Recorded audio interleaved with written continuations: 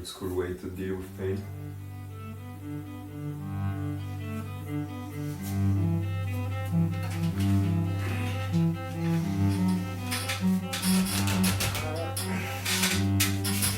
When most people were counting down to midnight, I was chasing one number: 4,030 pull-ups within 24 hours. 4,030 in a single day on one bar to see exactly where my limits are. For most people watching from the outside, it probably just looks like a random stunt.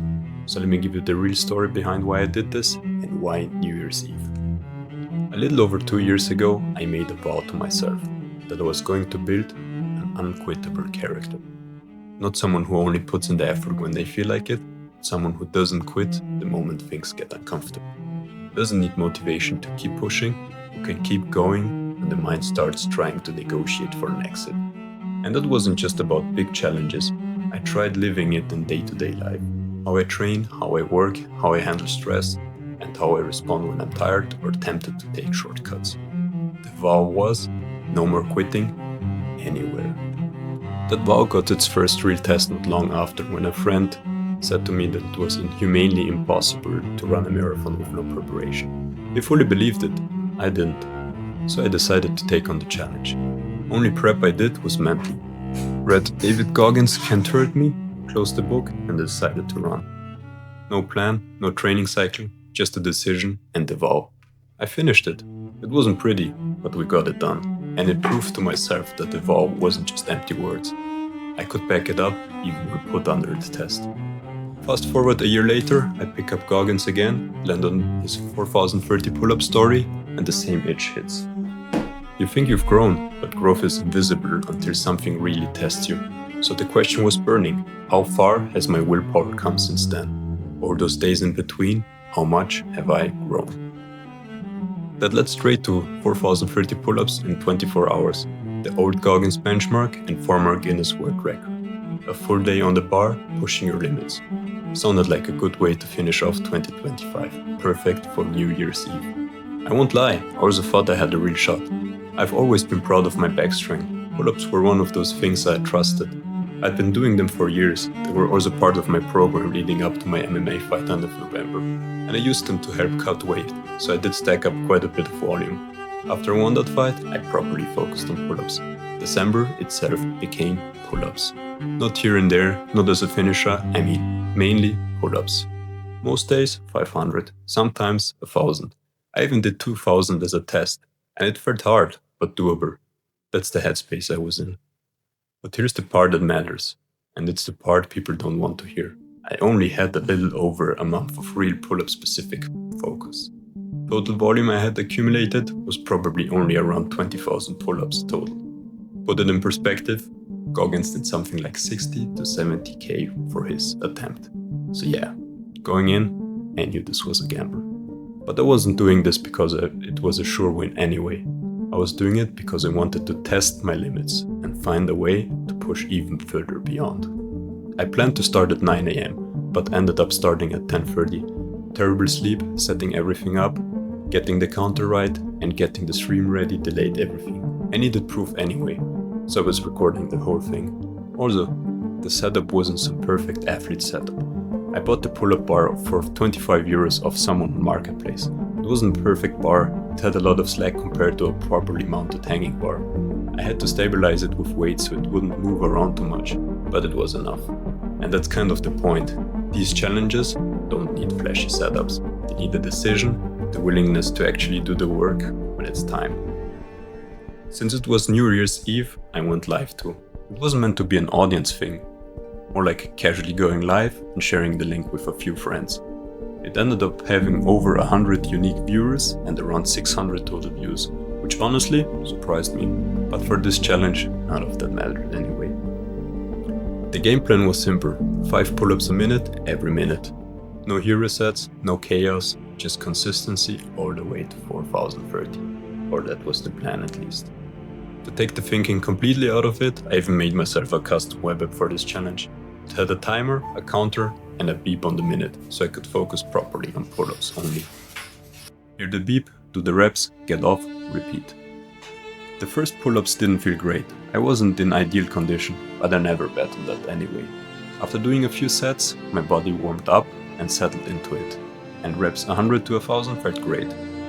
Too great. That's the dangerous part early on. You start believing you've solved it. The stream at the start was genuinely fun. People were joking, checking in, watching the counter climb. Someone in the chat asked for some fan service, so I did a few shirtless pull-ups just because it was fun. That's how light early phase can feel, almost harmless. And I held the plan perfectly. 5 a minute, no breaks, no skips. All the way until I hit 2020.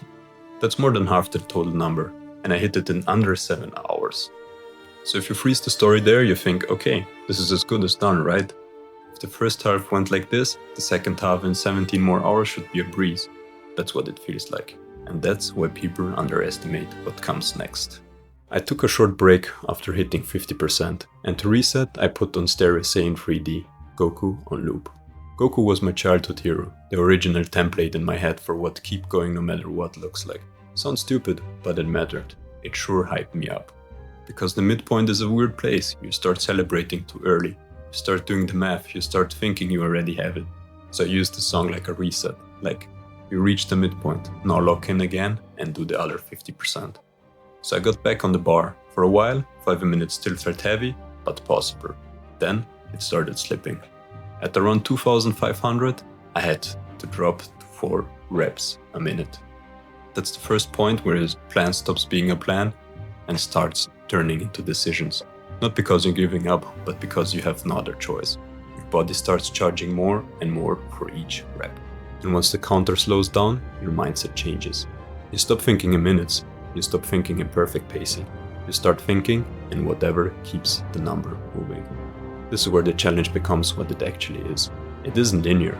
It took me around 10 to 11 hours to reach 3000, and then it took me about another 10 hours to do the next 900.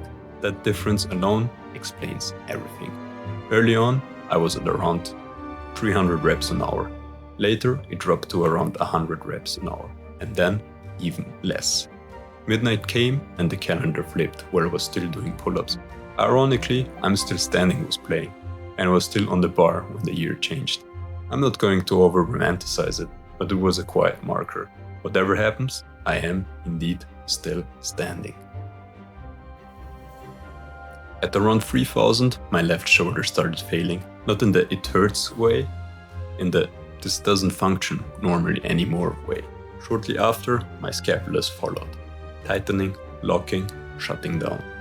The whole shoulder system slowly refusing to cooperate, so I adapted again. Grip changes. Close grip became the only way to keep moving without fully losing. Also, over the course of the entire challenge, I probably consumed around 1.5 kilograms worth of dates, around 700 grams of pasta mixed with chicken and vegetables, and a few bananas. So around 7,000 calories worth of food. That's just how energy taxing these sort of challenges are. Trying my best to keep my body fueled up and preventing cramps, I even dry scooped salt. It looked ridiculous. It was ridiculous, but it was practical. At that point, you're not even thinking about how it looks. You're just trying to keep the machine running. During that phase, I also said something on stream that I still mean, because people misunderstand this kind of thing. I'm not doing this because I like pain. I don't. I'm doing it to train my ability to push my limits. So in normal life, when things get hard, I don't immediately negotiate myself down. That's the point for me. The pull-ups are just the test. Later on, proper sets were basically gone. Something strange happened. The first rep became the hardest rep. Not the third, not the second, but the first.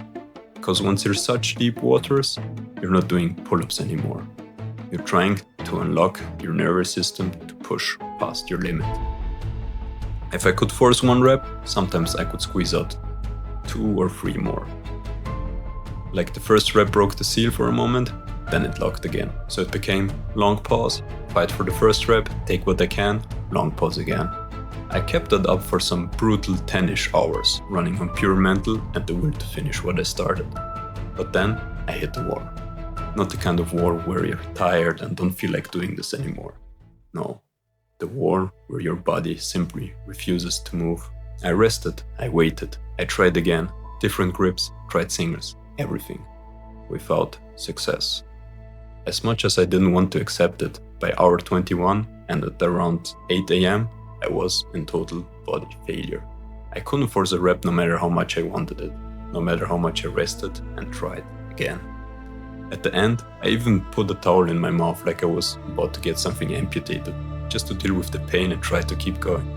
I probably tried for around 45 minutes to squeeze out a single rep. Nothing. I had to come to terms with reality that this challenge had come to an end for me. Final number, 3,893 pull-ups. Insane number, but not 4,030. I had come far, but failed to reach the finish line. For me, the lesson was simple.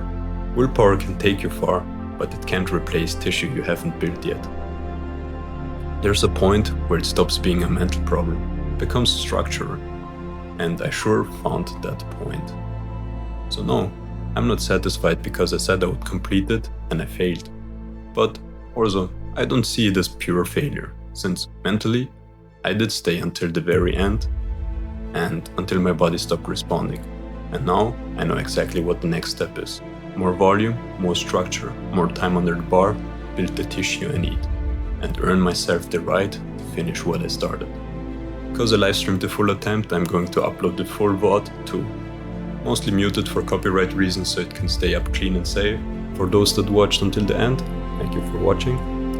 To those who watched and believed in me, I'm sorry I didn't finish the way we wanted, but you know who I am. I don't stay down. From here on out, it's training more than ever. We'll be back and smoke the challenge the next time.